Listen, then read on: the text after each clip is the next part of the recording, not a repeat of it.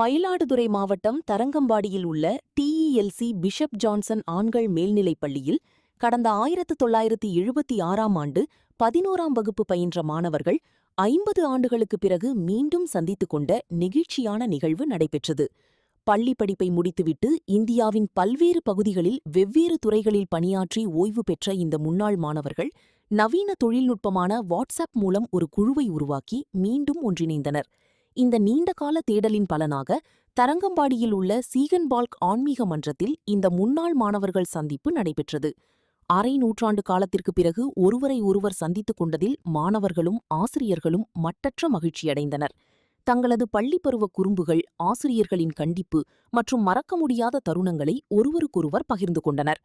அது மட்டுமல்லாமல் தங்களோடு படித்து மறைந்த சக நண்பர்களுக்கும் தங்களுக்கு பாடம் கற்பித்து மறைந்த ஆசிரியர்களுக்கும் மரியாதை செலுத்தும் விதமாக மௌன அஞ்சலி செலுத்தப்பட்டது.